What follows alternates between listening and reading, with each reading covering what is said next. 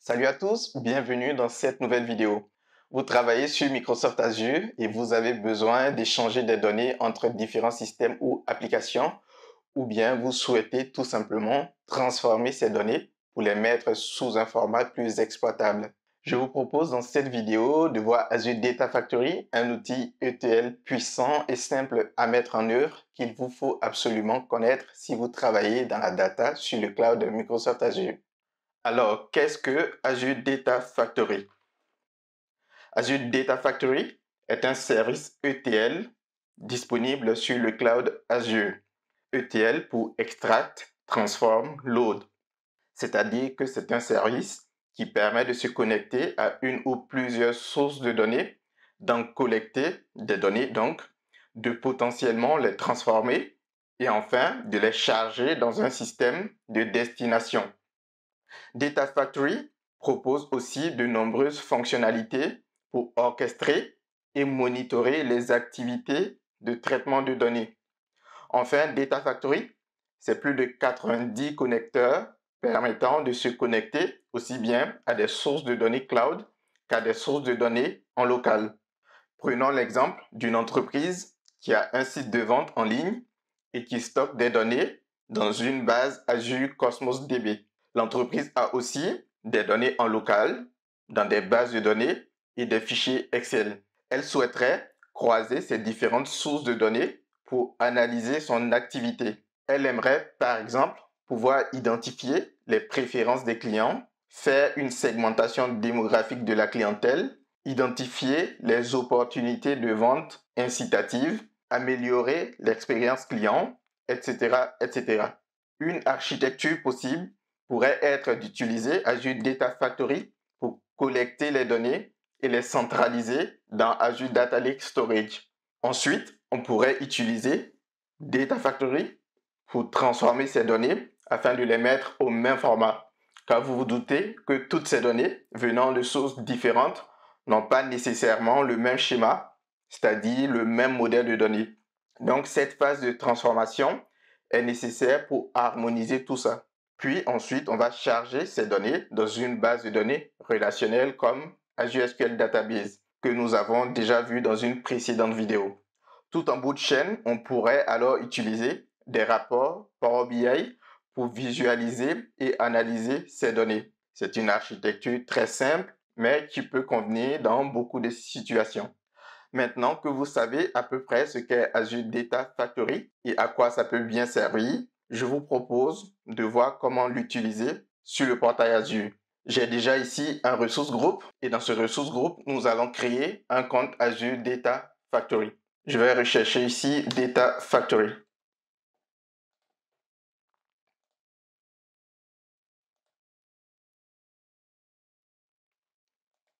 Je vais devoir nommer mon instance Data Factory. Pour la région, je vais choisir la région France centrale. Ici, on peut configurer un repos Git si on veut versionner le code Data Factory. Pour le moment, on ne va pas faire ça. Je vais revenir dessus dans une prochaine vidéo. Dans tous les cas, c'est toujours possible de configurer le repos Git après la création du Data Factory. Je laisse ici les options réseau par défaut. On verra ça aussi dans une prochaine vidéo.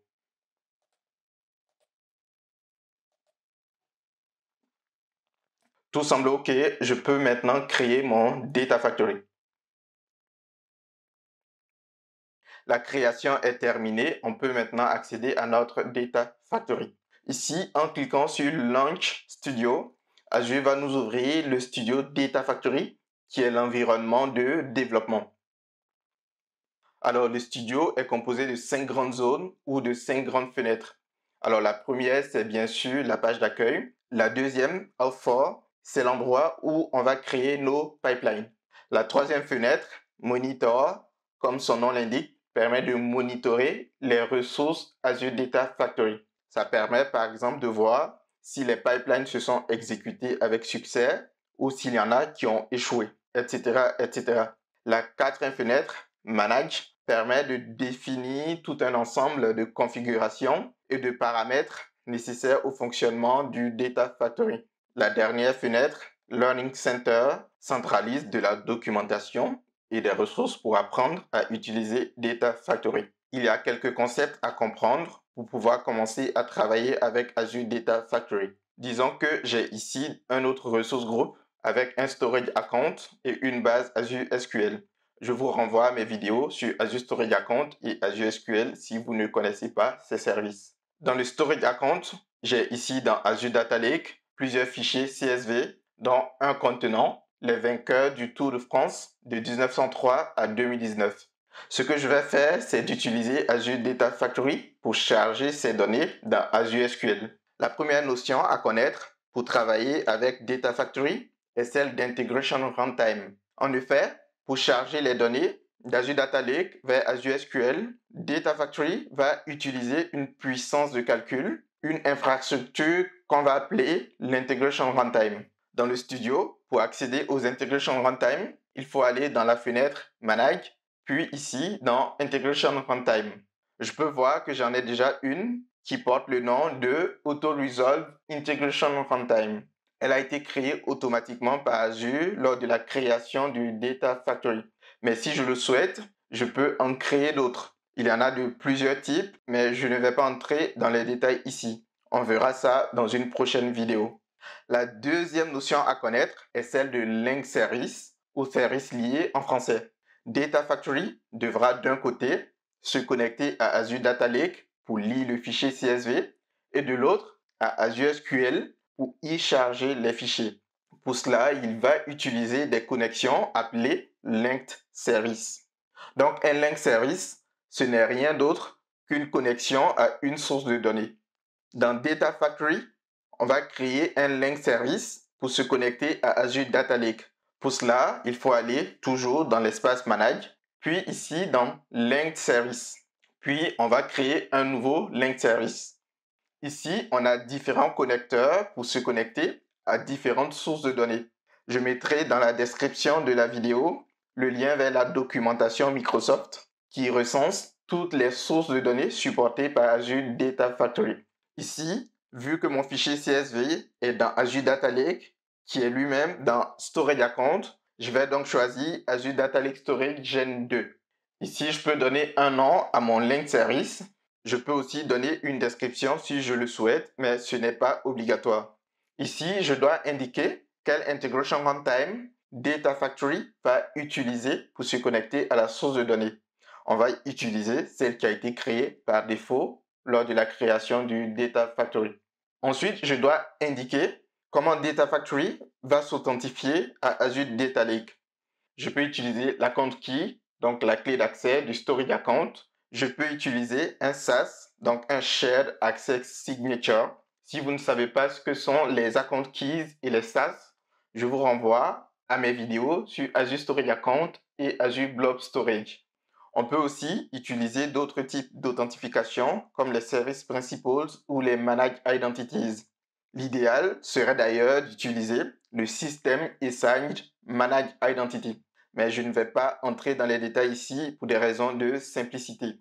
Je vais utiliser l'account key.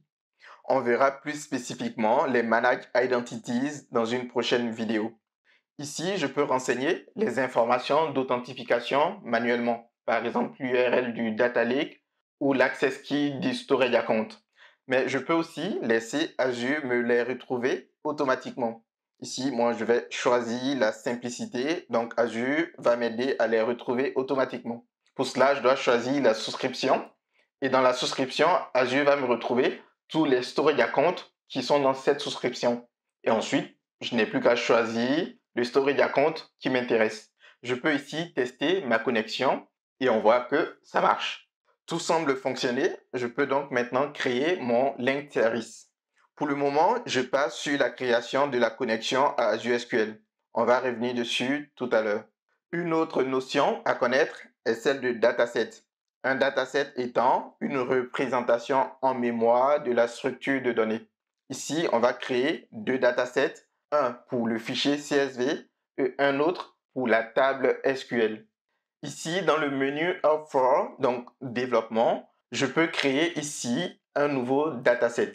Ici, le type de connecteur à utiliser est encore une fois Azure Data Lake Storage Gen 2, car mon fichier est stocké dans un data lake dans Azure Storage Account. Ici, je vais prendre fichier délimité car mon fichier est un fichier CSV. Je peux ici donner un nom au dataset. Et je vais devoir utiliser le link service que j'ai créé précédemment. Ici, je vais cocher cette case pour dire que je veux utiliser la première ligne du fichier comme en tête de fichier. Ici, je dois indiquer le chemin du fichier dans le data lake. En cliquant ici, je peux retrouver automatiquement les conteneurs, les répertoires et fichiers.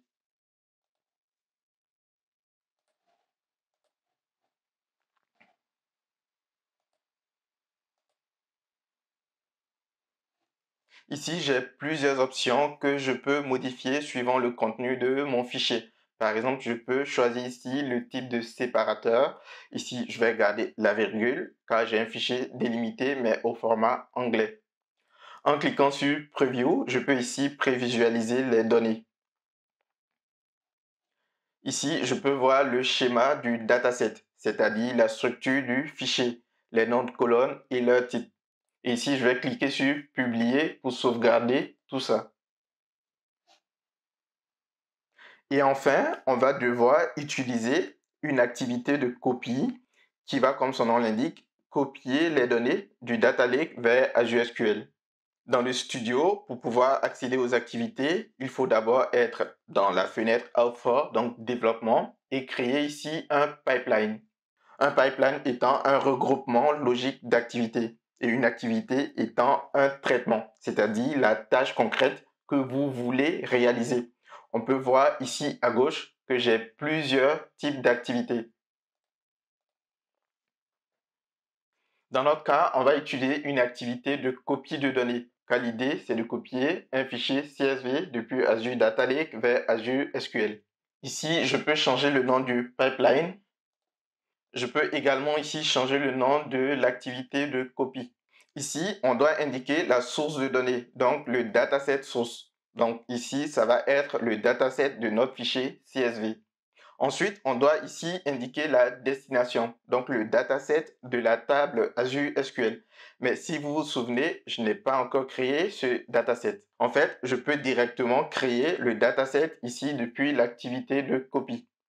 Je vais choisir ici Azure SQL Database et je peux donner un nom à mon dataset. Et ici, on peut voir que je n'ai pas non plus de link service pour me connecter à la base Azure SQL. Donc, je vais en créer un. Je lui donne un nom. Ici, je vais laisser Azure me retrouver le nom du serveur de base de données.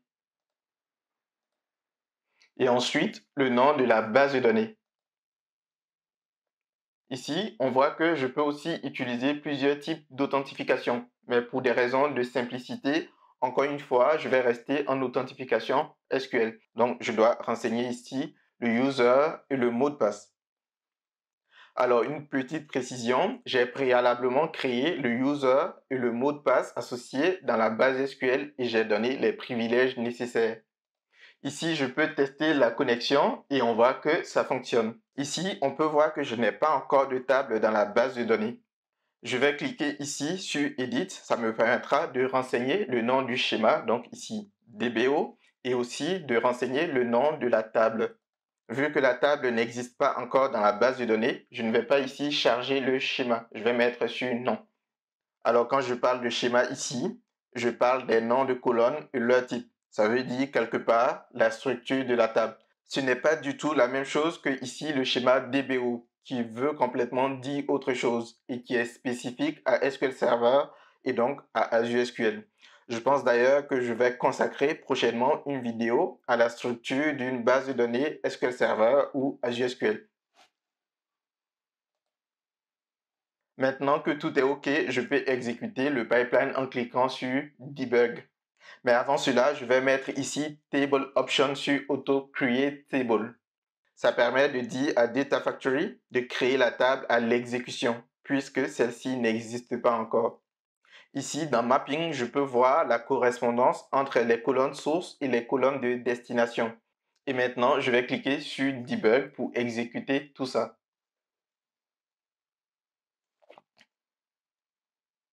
Alors, je peux voir ici que tout s'est bien passé. Le pipeline s'est exécuté avec succès. Dans Azure Data Studio, si je fais un refresh, je vais retrouver ici la nouvelle table Winners. Et ici, je peux faire un select. Et d'après le résultat, je peux voir que le vainqueur de la première édition du Tour de France est Maurice Garin. Voilà, c'est la fin de cette vidéo. Maintenant, vous savez ce qu'est Azure Data Factory. Vous connaissez les principales notions pour commencer à travailler avec cet outil. Dans les prochaines vidéos, nous verrons d'autres concepts qui vous permettront d'aller plus loin dans vos développements Azure Data Factory. Vous pouvez poser vos questions dans la zone de commentaires si vous en avez. Likez cette vidéo, partagez-la autour de vous et surtout, abonnez-vous à la chaîne pour m'encourager à réaliser de nouvelles vidéos. Et quant à moi, je vous dis à bientôt sur Azure Data Architect. Allez, salut!